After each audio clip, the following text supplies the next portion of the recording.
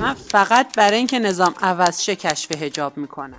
اصلا حجاب برای حکومت ما چه فایده داره؟ اصلا مگر فایده ای داره؟ اینقدر داره خودش رو هزینه میکنه. عزیزترین عزیزانش توی این مسیر دارن به شهادت میرسن. نیرو انتظامیش داره فوش میخوره، بسیجش، سپاه.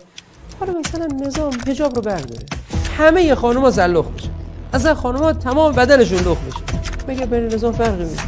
نظام براش فرقی نمیکنه.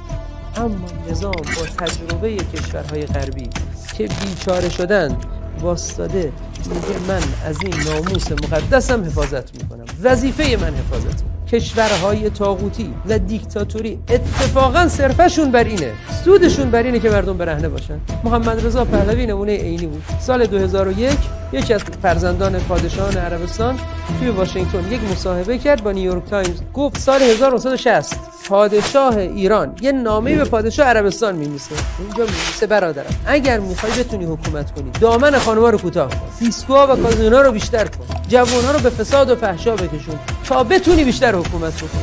برای همین تو دوران شاه هم همینجوری بود.